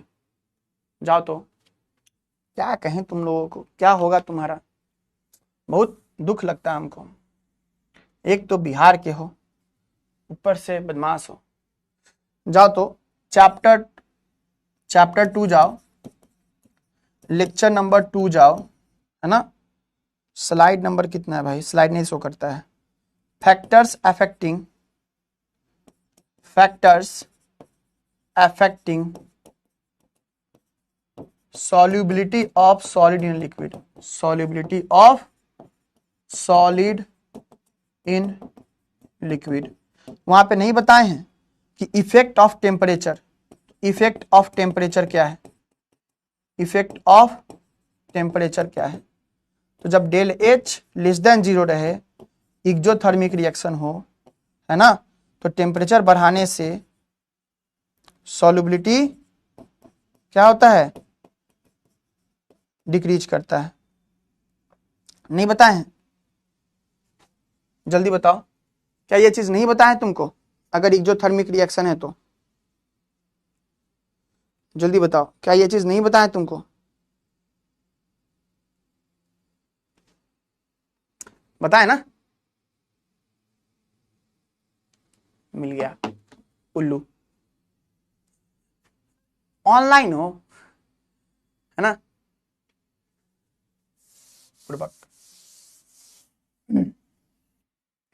ठीक है, तो ऐसा है।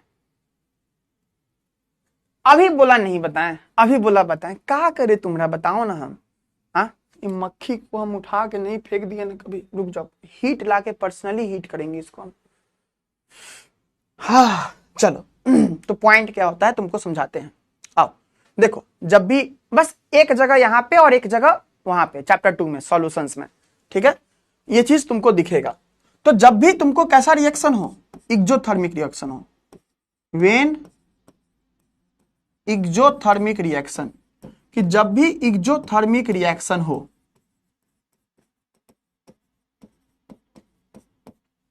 जब भी क्या हो, एक्सोथर्मिक रिएक्शन। अच्छा, एक्सोथर्मिक कैसे पता चलेगा? डेल एच निगेटिव यानी एक्सोथर्मिक, जैसा वहां लिखवाए हैं तुमको, है ना। चलो, तो एक्सोथर्मिक रिएक्शन हो तो टेम्परेचर अगर बढ़ता है, अगर टेम्परेचर बढ़ता है तो रिएक्शन का रेट, अरे छोड़ो यही चीज लिखवाओ, temperature and directly proportional to 1/, reaction rate. कि टेम्परेचर बढ़ेगा मतलब लिखवाने की जरूरत नहीं है, सीधे हम नियम लिखवा दिए। तो इसमें क्या है बच्चों कि अगर टेम्परेचर बढ़ेगा, ठीक है, तो क्या होगा, रिएक्शन का रेट कम होगा, यानी कि जितना NH3 फॉर्म हो रहा था अब वो फॉर्म नहीं होगा, कम फॉर्म होगा, ठीक है।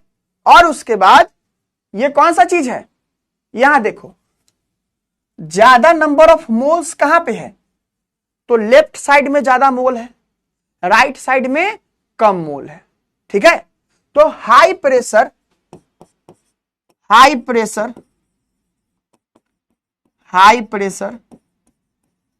Directly proportional to reaction rate, action rate कब होगा, जब देखो किस साइड ज्यादा नंबर ऑफ मोल्स है, इधर 3 और एक 4, तो 4 इधर कितना 2, तो ज्यादा मोल्स कहां है, लेफ्ट हैंड साइड, तो ज्यादा प्रेशर करेंगे तो प्रोडक्ट बनेगा। ये रूल है, याद कर लो। कहां से आता है ये सब चीज, तो ये सब चीज आता है बच्चों from Le Chatelier's principle, from Le Chatelier's principle, दोनों साथ में है, हमको नीचे जगह नहीं था इसलिए लिखे हैं, तो वहां से ये चीज पता चलता है। तो तुम खुद बताओ, अगर प्रेशर बढ़ाएंगे तो रिएक्शन आगे जाएगा, फॉरवर्ड जाएगा। हम लोग कहते हैं ना, एक टर्म यूज करते हैं कि रिएक्शन फॉरवर्ड गया, तो ये रिएक्शन है, रिएक्ट कौन कर रहा है, ये दोनों, तो फॉरवर्ड गया मतलब NH3 बना, फॉरवर्ड गया मतलब NH3 बना, ठीक है। अब बताओ, तो इस रिएक्शन के लिए बढ़िया कंडीशन क्या होगा। एक बच्चा हमको बोला इंस्टाग्राम पे कि सर आप रिएक्शन का ना हमको वीडियो दिखाया कीजिए। अब तुम ही बताओ, ये रिएक्शन अगर जो हो रहा है बोर्ड पे लिखे हैं, वीडियो दिखाने से कोई फायदा मिलेगा? नहीं मिलेगा फायदा। क्यों नहीं मिलेगा? क्योंकि वहां पे ये सब कंडीशंस तुमको थोड़े हम दिखा पा रहे हैं, नहीं ना। वीडियो में दिखा देंगे हाँ भाई अमोनिया फॉर्म हो रहा है, देखो यहां पे, तो देखो जब एक्सोथर्मिक रिएक्शन हो तो temperature directly proportional to 1/, reaction rate, और जब इंडोथर्मिक होता है तो डायरेक्टली प्रोपोर्शनल होता है, लेकिन तुम्हारे सिलेबस में नहीं है वैसा कोई, तो नहीं बता रहे हैं। आ जाओ, तो high pressure directly proportional to reaction rate. तो अगर तुमसे हम पूछें कि what are the favourable condition, कि कैसा कंडीशन रहे तो रिएक्शन तराक तराक आगे जाए, बोलो favourable conditions, favourable conditions for reaction, conditions for reaction, कौन कौन सा फेवरेबल कंडीशन है बच्चा रिएक्शन के लिए, जल्दी बताओ कौन कौन सा फेवरेबल कंडीशन है। तो तुम क्या बोलोगे, तुम इंडस्ट्री बना रहे हो, तुम इंडस्ट्री चला रहे हो, तुम चाहोगे क्या NH3 फॉर्म हो, यानी कि हाई प्रेशर,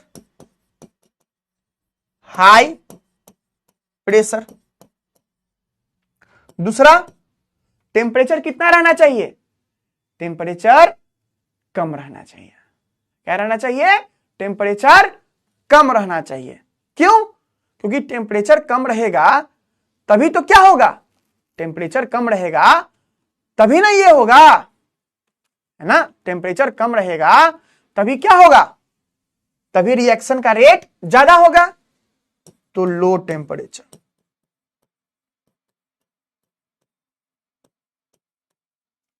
ठीक है। तो क्या होगा, कम टेम्परेचर पे ऐसा।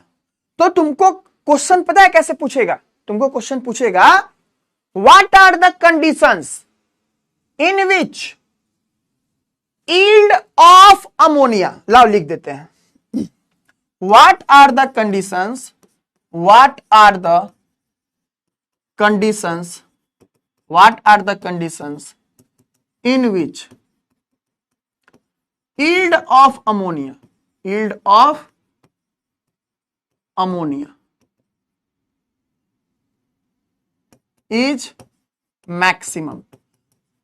अब यील्ड मतलब क्या होता है? YIELD, YIELD मतलब क्या होता है? यील्ड मतलब होता है कितना मिल रहा है, यील्ड मतलब क्या होता है? कितना मिल रहा है ना, यानी कितना प्रोडक्ट फॉर्म हो रहा है। तो यील्ड का मतलब क्या होता है? कितना प्रोडक्ट फॉर्म हो रहा है, कितना प्रोडक्ट फॉर्म हो रहा है, प्रोडक्ट फॉर्म हो रहा। जैसे तुमसे पूछा जाए, मानो तुम्हारा खेत हो, तुमसे पूछा जाए यील्ड ऑफ क्रॉप्स क्या हुआ, तुम बोलेगा एकदम बहुत अच्छा यील्ड हुआ, बहुत अच्छा फसल हुआ। ठीक है, चलो, तो what are the conditions in which yield of ammonia is maximum. ठीक है, तो इस बात को तुम बना सकते हो। तो कब? जब लो टेम्परेचर रहे। अब लो टेम्परेचर यानी कि एकदम टेम्परेचर कम ही कर देंगे क्या? नहीं, तो बीच में एक ऑप्टिमम कंडीशन आता है ना। इंडस्ट्री है ना बउआ, सब चीज पैसा पे डिपेंड करता है। So the conditions used in industry are called optimum conditions, optimum conditions. तो इंडस्ट्री में जो कंडीशंस यूज किए जाते हैं जिससे कि प्रोडक्ट मिले सबसे ज्यादा मात्रा में और खर्चा भी कम आए, उस कंडीशंस को क्या कहते हैं? Optimum conditions. उस टेम्परेचर को क्या कहते हैं बच्चों? Optimum temperature. क्या कहते हैं? Optimum temperature. तो तुमसे अगर पूछा जाए, क्वेश्चन पूछा जाए कि टेम्परेचर बढ़ाएंगे तो अमोनिया का यील्ड कम होगा या ज्यादा, जल्दी बताओ। क्वेश्चन पूछा जाएगा तुमसे कि ऑब्जेक्टिव में पूछा हुआ है प्रीवियस ईयर में कि अगर टेम्परेचर बढ़ाया जाए तो क्या होगा, है ना। अगर टेम्परेचर बढ़ाया जाए तो यील्ड कम होगा या ज्यादा होगा, जल्दी बताओ। कम हो जाएगा, है ना। क्या हो जाएगा? कम हो जाएगा। और अगर प्रेशर बढ़ाया जाए, अगर प्रेशर बढ़ाया जाए, देखो क्या है, डायरेक्टली प्रोपोर्शनल है। अगर प्रेशर बढ़ाया जाए तो रिएक्शन का रेट ज्यादा, यील्ड ज्यादा, है ना। अगर प्रेशर बढ़ाया जाए तो यील्ड ज्यादा हो जाएगा, है ना। क्या हो जाएगा? यील्ड ज्यादा हो जाएगा। अगर प्रेशर कम किया गया, अगर प्रेशर कम किया गया, इसका मतलब प्रेशर कम किया गया, इसका मतलब जल्दी बताओ। अगर इफ लो प्रेशर है, low pressure, then yield of ammonia, yield of NH3 Haber's process में क्या हो जाएगा? यील्ड ऑफ अमोनिया क्या हो जाएगा? कम हो जाएगा। क्या हो जाएगा? Is less. ठीक है, क्या हो जाएगा? कम हो जाएगा। अब यहां पे एक बात सुनो, अब चुप हो, यहां पे एक बात सुनो। क्या बात सुनो? देखो, ये चीज तो देख लिए। अब पहले क्या होता था, देखो यहां पे कंडीशन याद रखना। टेम्परेचर कितना होता है, यहां पे कंडीशन तुम याद रखना। प्रेशर कितना होता है, देखो कंडीशन याद रखना। लॉन्ग में पूछेगा ना तो ये सब लिख देना। Pressure 200 ATM, temperature 700 kelvin. ठीक है, टेम्परेचर 700 केल्विन। ठीक है, चलो अब यहां पे एक बात आओ, यहां पे क्या होता है? कैटलिस्ट यूज होता है। तुमको क्वेश्चन क्या देता है? कैटलिस्ट पे क्वेश्चन पूछेगा। हम तुमको बताए थे ना सरफेस केमिस्ट्री चैप्टर में, सरफेस केमिस्ट्री चैप्टर में बताए थे ना, क्या बताए थे, बताओ क्या बताए थे, कि कैटलिस्ट ही सब होता है जो रिएक्शन को फास्ट करे, है ना। तो इस रिएक्शन में कैटलिस्ट कौन होता है, हम लोग का होता है iron oxide with small amount of K2O and Al2O3। चलो, तो इसी हैबर्स प्रोसेस में कैटलिस्ट कौन होता है बच्चों, कैटलिस्ट होता है iron oxide, iron oxide with A small amount of किसका, तो जो हम लोग का K2O एंड Al2O3। ठीक है, ठीक है ये चीज। अब देखो, पहले क्या था, ये अभी है न्यू, ओल्ड क्या था, पहले क्या यूज होता था, iron as a catalyst and molybdenum. ये क्या होता है, एमो मतलब मॉलिब्डेनम, एलिमेंट है, एलिमेंट का नाम है एज प्रोमोटर। प्रोमोटर के बारे में पता है ना, अरे प्रोमोटर के बारे में पता है ना, प्रोमोटर क्या होता है, प्रोमोटर क्या होता है, तो प्रोमोटर बच्चा ऐसा सब्सटेंस होता है जो कैटलिस्ट के एक्टिविटी को बढ़ाए, है ना। तो ये चीज, इसमें डायग्राम जरूरी नहीं है, यही चीज बना दोगे, सारा इंफॉर्मेशन लिख दोगे, तुम्हारा लॉन्ग का कहानी हो गया। अब तुम्हारे लिए क्या इंपॉर्टेंट बात है, तुम इसका सब्जेक्टिव फॉर्म में, हम तो पॉइंट लिखे हैं ना, तुम क्या करोगे, इन सबको समराइज करके लॉन्ग क्वेश्चन के लिए right the process of formation of ammonia, process of formation of ammonia, और उसके बाद लिखा भी रहेगा बाय हैबर्स प्रोसेस। तो इन सारे पॉइंट को एक जगह करके तुम क्या करोगे, लॉन्ग आंसर बनाना है, सब्जेक्टिव तुमको बनाना है, ठीक है, सब्जेक्टिव तुमको बनाना है। चलो, क्लियर क्लियर है बातें, क्लियर है बातें।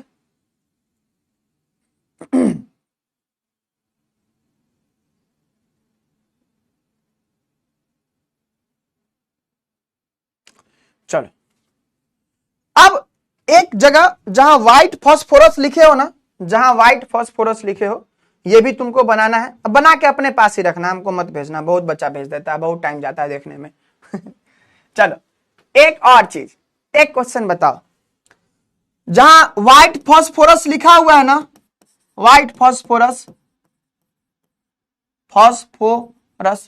उसके बगल में येलो भी लिख लो, उसको भी येलो भी कह देते हैं, ठीक है, उसके बगल में ऐड कर लो येलो, उसके बगल में ऐड कर लो येलो।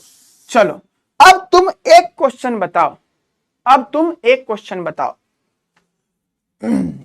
तुम्हारे ही ऑब्जेक्टिव का क्वेश्चन है, तुम्हारा क्लास ओवर हो चुका है, ठीक है।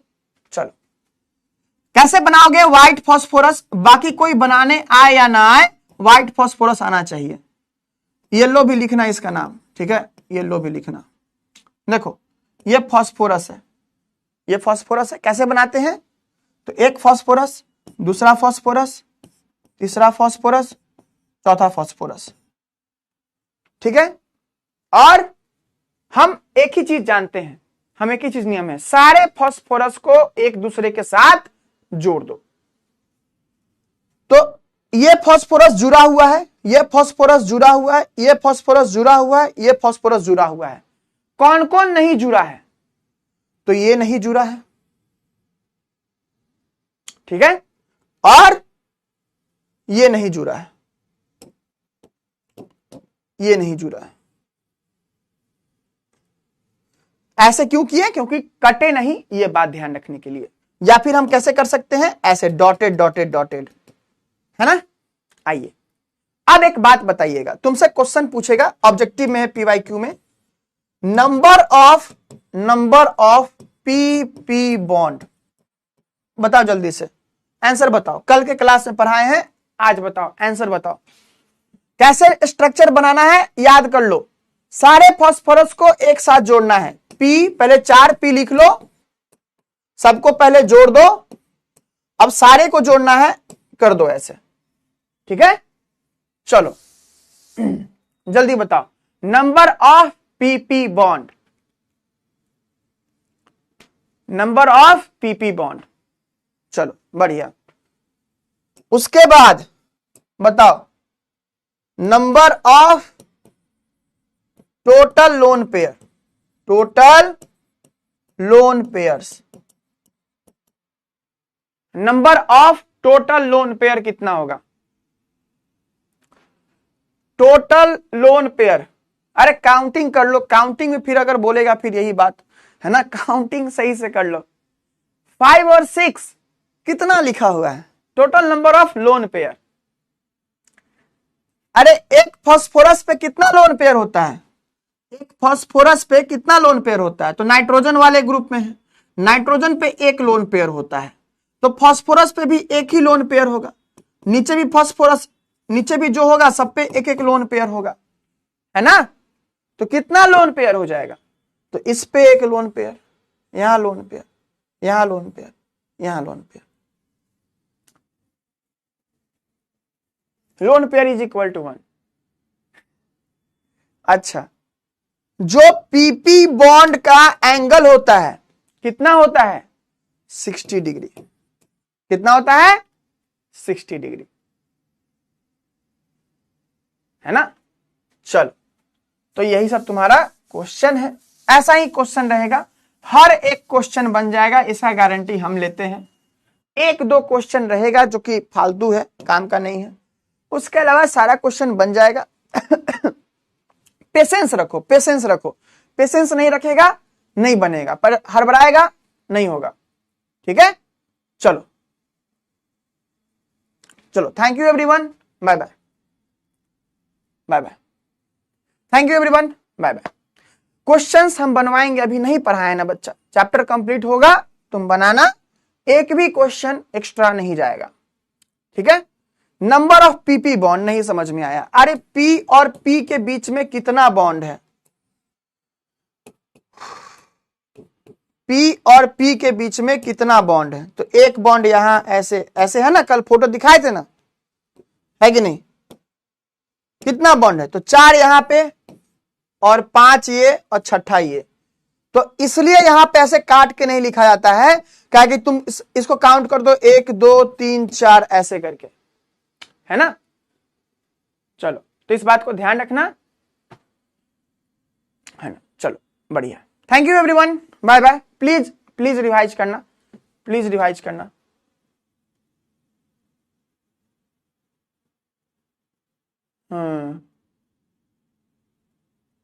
चलो